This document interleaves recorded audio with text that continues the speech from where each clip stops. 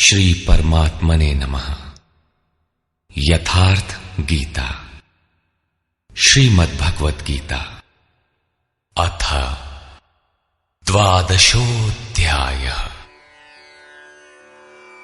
एकादश अध्याय के अंत में श्री कृष्ण ने बारंबार बल दिया था कि अर्जुन, मेरा यह स्वरूप जिसे तूने देखा तेरे सिवाय न पहले कभी देखा गया है और न भविष्य में कोई देख सकेगा।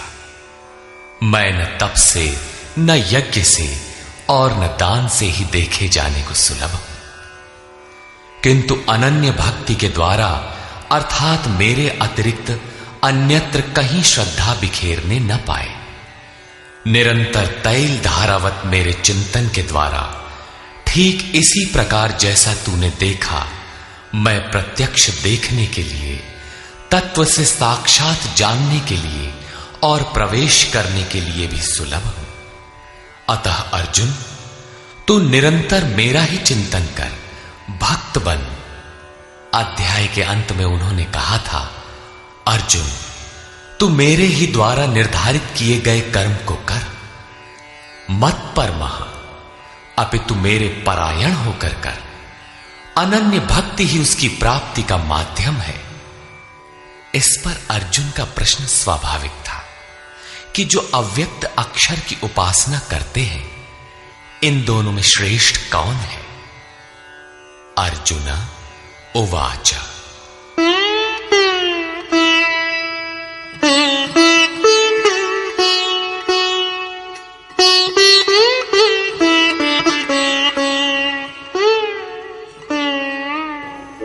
एवं सततयुक्ता ये भक्तास्त्वां पर्युपासते, ये चाप्यक्षरमव्यक्तं तेषां के योगवित्तमाः।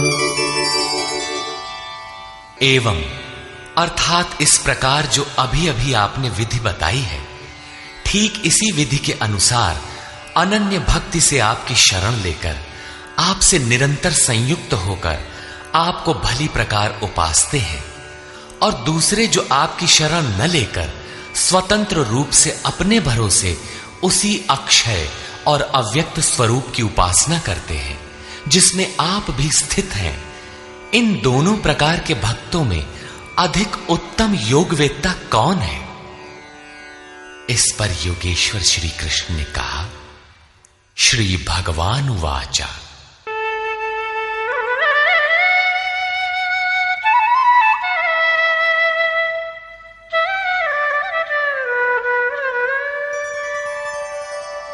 मय्यावेश्य मनो ये मां नित्ययुक्ता उपासते, श्रद्धया परयोपेता ते मे युक्ततमा मता। अर्जुन, मुझ में मन को एकाग्र करके निरंतर मुझसे संयुक्त हुए जो भक्तजन परम से संबंध रखने वाली श्रेष्ठ श्रद्धा से युक्त होकर मुझे भजते हैं, वे मुझे योगियों में भी अति उत्तम योगी मान्य हैं।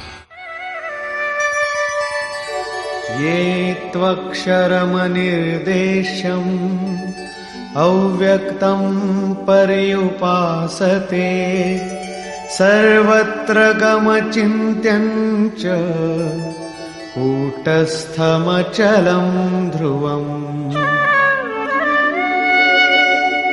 संयम्येन्द्रियग्रामं सर्वत्र समबुद्धयः, ते प्राप्नुवन्ति मामेव सर्वभूतहिते रताः।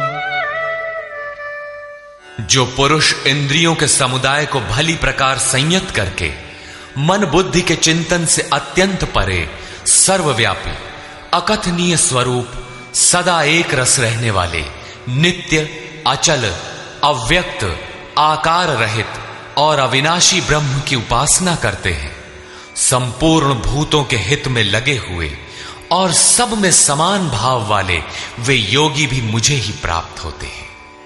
ब्रह्म के उपर्युक्त विशेषण मुझसे भिन्न नहीं है, किंतु क्लेशोऽधिकतरस्तेषाम् अव्यक्तासक्तचेतसाम् अव्यक्ता हि गतिर्दुःखम् देहवद्भिरवाप्यते।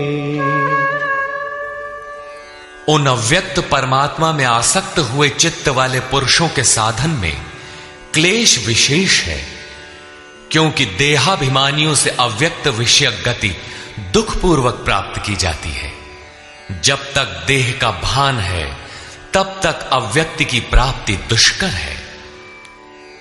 योगेश्वर श्री कृष्ण सद्गुरु थे।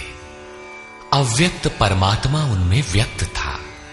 वे कहते हैं कि महापुरुष की शरण न लेकर जो साधक अपनी शक्ति समझते हुए आगे बढ़ता है कि मैं इस अवस्था में हूं, आगे इस अवस्था में जाऊंगा, मैं अपने ही अव्यक्त शरीर को प्राप्त होऊंगा, वो मेरा ही रूप होगा, मैं वही हूं, इस प्रकार सोचते प्राप्ति की प्रतीक्षा न करके अपने शरीर को ही सोहम कहने लगता है। यही इस मार्ग में सबसे बड़ी बाधा है। वो दुःखालियम अशाश्वतम में ही घूम फिर कर खड़ा हो जाता है। किंतु जो मेरी शरण लेकर चलता है वो ये तु सर्वाणि कर्माणि मयि सन्न्यस्य मत्पराः अनन्येनैव योगेन मां ध्यायन्त उपासते। जो मेरे परायण होकर संपूर्ण कर्मों अर्थात आराधना को मुझ में अर्पण करके अनन्य भाव से योग अर्थात आराधना प्रक्रिया के द्वारा निरंतर चिंतन करते हुए भजते हैं। तेषामहं समुद्धर्ता मृत्यु संसार सागरात् भवामि न चिरात् पार्थ मय्यावेशित चेतसाम्। केवल मुझ में चित्त लगाने वाले उन भक्तों का मैं शीघ्र ही मृत्यु रूपी संसार से उद्धार करने वाला होता हूं। इस प्रकार चित्त लगाने की प्रेरणा और विधि पर योगेश्वर प्रकाश डालते हैं।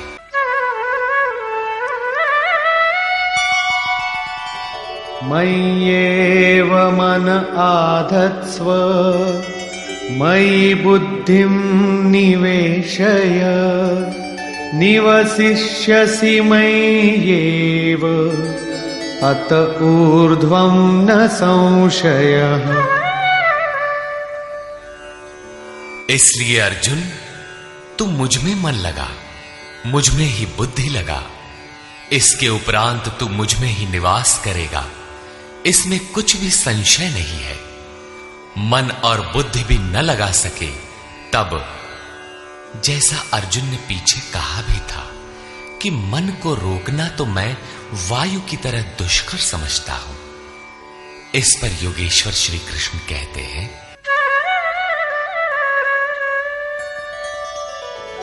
अथ चित्तं समाधातुं न शक्नोषि मयि स्थिरम् अभ्यासयोगेन ततो मामिच्छाप्तुं धनंजय। यदि तू मन को मुझ में अचल स्थापित करने में समर्थ नहीं है तो हे अर्जुन, योग के अभ्यास द्वारा मुझे प्राप्त होने की इच्छा कर। अर्थात जहां भी चित्त जाए वहां से घसीट कर उसे आराधना चिंतन क्रिया में लगाने का नाम अभ्यास है। यदि ये भी न कर पाए तो अभ्यासेऽप्यसमर्थोऽसि मत्कर्म परमो भव मदर्थमपि कर्माणि कुर्वन् सिद्धिमवाप्स्यसि। यदि तू अभ्यास में भी असमर्थ है तो केवल मेरे लिए कर्म कर, अर्थात आराधना करने में तत्पर हो जा। इस प्रकार मेरी प्राप्ति के लिए कर्मों को करता हुआ तू मेरी प्राप्ति रूपी सिद्धि को ही प्राप्त होगा। अर्थात अभ्यास भी पार न लगे तो साधन पथ में लगे भर रहो। अथैतदप्यशक्तोऽसि कर्तुं मद्योगमाश्रितः सर्वकर्मफलत्यागं ततः कुरु यतात्मवान्। यदि इसे भी करने में असमर्थ हो तो संपूर्ण कर्म के फल का त्याग कर, अर्थात लाभ हानि की चिंता छोड़कर मद्योग के आश्रित होकर, अर्थात समर्पण के साथ आत्मवान महापुरुष की शरण में जाओ। उनसे प्रेरित होकर कर्म स्वतः होने लगेगा। समर्पण के साथ कर्म फल के त्याग का महत्व बताते हुए योगेश्वर श्री कृष्ण कहते हैं, श्रेयो हि ज्ञानमभ्यासाच् ज्ञानाध्यानं विशिष्यते ध्यानात् कर्मफलत्यागः त्यागात् शान्तिरनन्तरम्। केवल चित्त को रोकने के अभ्यास से ज्ञान मार्ग से कर्म में प्रवृत्त होना श्रेष्ठ है। ज्ञान माध्यम से कर्म को कार्य रूप देने की अपेक्षा ध्यान श्रेष्ठ है, क्योंकि ध्यान में इष्ट रहता ही है। ध्यान से भी संपूर्ण कर्मों के फल का त्याग श्रेष्ठ है, क्योंकि इष्ट के प्रति समर्पण के साथ ही योग पर दृष्टि रखते हुए कर्म फल का त्याग करने से उनके योग क्षेम की जिम्मेदारी इष्ट की हो जाती है। इसलिए इस त्याग से वो तत्काल ही परम शांति को प्राप्त हो जाता है। अभी तक योगेश्वर श्री कृष्ण ने बताया कि अव्यक्त की उपासना करने वाले ज्ञान मार्गी से समर्पण के साथ कर्म करने वाला निष्काम कर्मयोगी श्रेष्ठ है।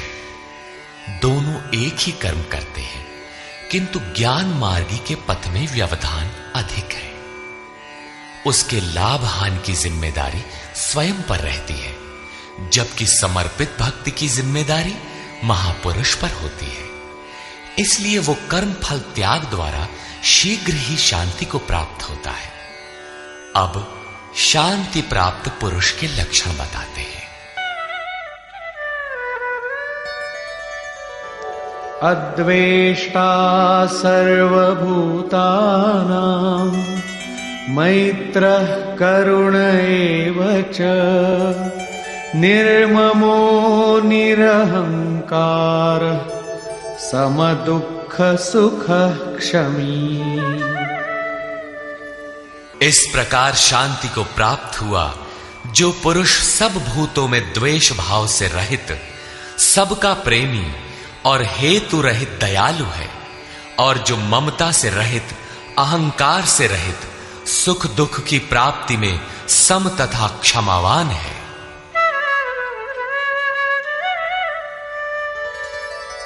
संतुष्टः सततं योगी यतात्मा दृढ़निश्चयः मय्यर्पितमनो बुद्धिः यो मद्भक्तः स मे प्रियः।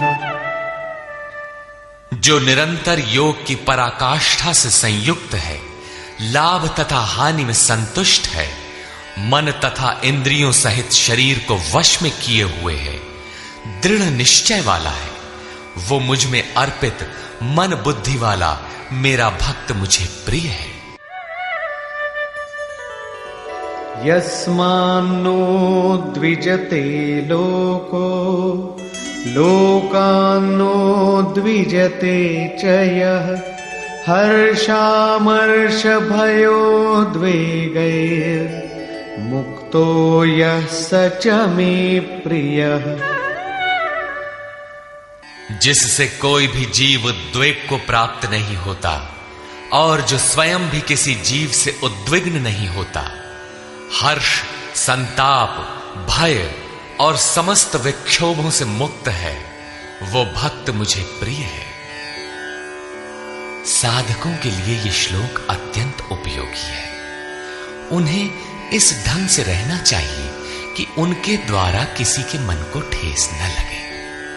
इतना तो साधक कर सकता है, किंतु दूसरे लोग इस आचरण से नहीं चलेंगे। वे तो संसारी हैं ही, वे तो आग उगलेंगे, कुछ भी कहेंगे, किंतु पथिक को चाहिए कि अपने हृदय में उनके द्वारा अर्थात उनके आघातों से भी उथल पुथल न हो, चिंतन में सुरत लगी रहे, क्रम न टूटे।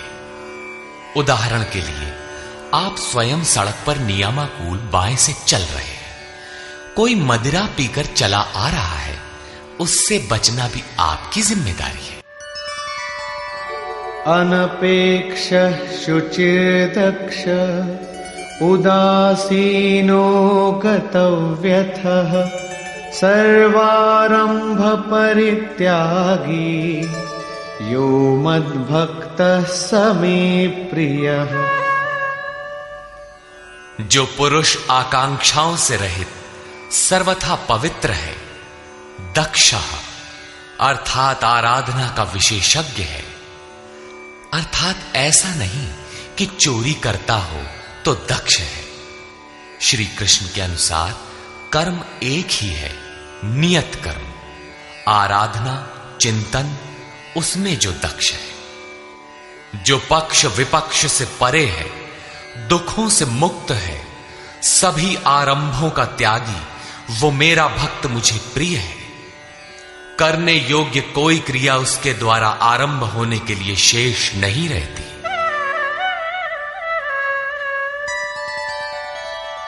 यो न हृष्यति न द्वेष्टि न शोचति न कांक्षति शुभाशुभ परित्यागी भक्तिमान्यः स मे प्रियः। जो न कभी हर्षित होता है, न द्वेष करता है, न शोक करता है, न कामना ही करता है, जो शुभ और अशुभ संपूर्ण कर्मों के फल का त्यागी है, जहां कोई शुभ विलग नहीं है, अशुभ शेष नहीं है, भक्ति की इस पराकाष्ठा से युक्त वो पुरुष मुझे प्रिय है। समः शत्रौ च मित्रे च तथा मानापमानयोः शीतोष्ण सुख दुःखेषु समः संग विवर्जितः। जो पुरुष शत्रु और मित्र में, मान तथा अपमान में सम है, जिसके अंतःकरण की वृत्तियां सर्वथा शांत हैं, जो सर्दी गर्मी सुख दुखादि द्वंद्वों में सम है और आसक्ति रहित है, तथा तुल्य निंदा स्तुतिर्मौनी संतुष्टो येन केनचित् अनिकेतः स्थिरमतिर् भक्तिमान् मे प्रियो नरः। जो निंदा तथा स्तुति को समान समझने वाला है, मननशीलता की चरम सीमा पर पहुंचकर जिसकी मन सहित इंद्रियां शांत हो चुकी है, जिस किसी प्रकार शरीर निर्वाह होने में जो सदैव संतुष्ट है, जो अपने निवास स्थान में ममता से रहित है, भक्ति की पराकाष्ठा पर पहुंचा हुआ वो स्थिर बुद्धि वाला पुरुष मुझे प्रिय है।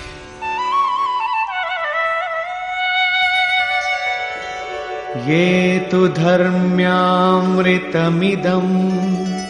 यथोक्तं पर्युपासते श्रद्धाना मत्परमा भक्तास्तेतीव मे प्रिया। जो मेरे परायण हुए हार्दिक श्रद्धा युक्त पुरुष इस उपर्युक्त धर्ममय अमृत का भली प्रकार सेवन करते हैं, वे भक्त मुझे अतिशय प्रिय हैं। निष्कर्ष, गत अध्याय के अंत में योगेश्वर श्री कृष्ण ने कहा था कि अर्जुन, तेरे सिवाय न कोई पाया है न पा सकेगा जैसा तूने देखा, किंतु अनन्य भक्ति अथवा अनुराग से जो भजता है वो इसी प्रकार मुझे देख सकता है, तत्व के साथ मुझे जान सकता है और मुझ में प्रवेश भी पा सकता है। अर्थात परमात्मा ऐसी सत्ता है जिसको पाया जाता है। अतः अर्जुन, भक्त बन। अर्जुन ने इस अध्याय में प्रश्न किया कि भगवान, अनन्य भाव से जो आपका चिंतन करते हैं और दूसरे वे जो अक्षर अव्यक्त की उपासना करते हैं, इन दोनों में उत्तम योगवेदता कौन है? योगेश्वर श्री कृष्ण ने बताया कि दोनों मुझे ही प्राप्त होते हैं, क्योंकि मैं अव्यक्त स्वरूप हूं, किंतु जो इंद्रियों को वश में रखते हुए मन को सब ओर से समेटकर अव्यक्त परमात्मा में आसक्त हैं, उनके पथ में क्लेश विशेष है। जब तक देह का अध्यास अर्थात भान है, तब तक अव्यक्त स्वरूप की प्राप्ति दुखपूर्ण है, क्योंकि अव्यक्त स्वरूप तो चित्त के निरोध और विलय काल में मिलेगा। उसके पूर्व उसका शरीर ही बीच में बाधक बन जाता है। मैं हूं, मुझे पाना है कहते कहते अपने शरीर की ही ओर घूम जाता है। उसके लड़खड़ाने की अधिक संभावना है। अतः अर्जुन, तू संपूर्ण कर्मों को मुझ में अर्पण करके अनन्य भक्ति से मेरा चिंतन कर। जो मेरे परायण भक्तजन संपूर्ण कर्मों को मुझ में अर्पण करके मानव शरीरधारी मुझ सगुण योगी के रूप का ध्यान द्वारा तैल धारावत निरंतर चिंतन करते हैं, उनका मैं शीघ्र ही संसार सागर से उद्धार करने वाला हो जाता हूं। अतः भक्ति मार्ग श्रेष्ठ है। अर्जुन, मुझ में मन को लगा, मन न लगे तो भी लगाने का अभ्यास कर। जहां भी चित्त जाए पुनः घसीट कर उसका निरोध कर। यह भी करने में असमर्थ है तो तू कर्म कर। कर्म एक ही है, यज्ञार्थ कर्म। तू कार्यम कर्म करता भर जा, दूसरा न कर। उतना ही कर, पार लगे चाहे न लगे। यदि यह भी करने में असमर्थ है तो स्थित प्रज्ञ आत्मवान तत्वज्ञ महापुरुष की शरण होकर संपूर्ण कर्म फलों का त्याग कर। ऐसा त्याग करने से तू परम शांति को प्राप्त हो जाएगा।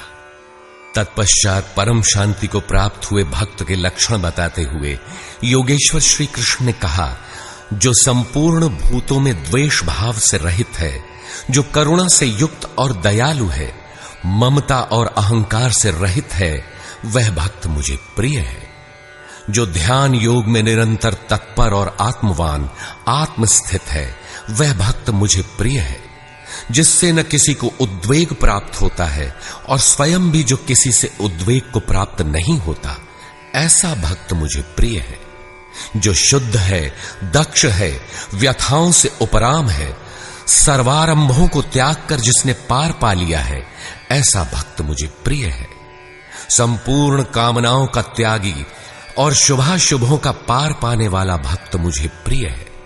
जो निंदा और स्तुति में समान और मौन है, मन सहित जिसकी इंद्रियां शांत और मौन है, जो किसी भी प्रकार शरीर निर्वाह में संतुष्ट और रहने के स्थान में ममता से रहित है, शरीर रक्षा में भी जिसकी आसक्ति नहीं है, ऐसा स्थित प्रज्ञ भक्तिमान पुरुष मुझे प्रिय है।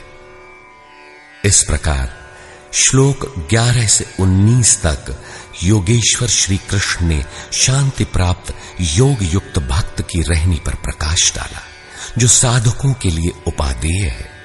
अंत में निर्णय देते हुए उन्होंने कहा, अर्जुन, जो मेरे परायण हुए अनन्य श्रद्धा से युक्त पुरुष इस ऊपर कहे हुए धर्ममय अमृत को निष्काम भाव से भली प्रकार आचरण में ढालते हैं, वे भक्त मुझे अतिशय प्रिय है। अतः समर्पण के साथ इस कर्म में प्रवृत्त होना श्रेयतर है, क्योंकि उसके हान लाभ की जिम्मेदारी वह इष्ट सद्गुरु अपने ऊपर ले लेते हैं। यहां श्री कृष्ण ने स्वरूपस्थ महापुरुष के लक्षण बताए, उनकी शरण में जाने को कहा और अंत में अपनी शरण में आने की प्रेरणा देकर उन महापुरुषों के समकक्ष अपने को घोषित किया। श्री कृष्ण एक योगी महात्मा थे। इस अध्याय में भक्ति को श्रेष्ठ बताया गया, अतः इस अध्याय का नामकरण भक्ति योग युक्ति संगत है। ओम तत्सदिति श्रीमद् भगवद गीता सूपनिषत्सु ब्रह्म विद्यायाम योग शास्त्रे श्री कृष्णा अर्जुन संवादे भक्ति योग नाम 12वां। इस प्रकार स्वामी अड़गड़ानंद कृत श्रीमद् भगवद गीता के भाष्य यथार्थ गीता का 12वां अध्याय पूर्ण होता है। हरि ओम तत्सत।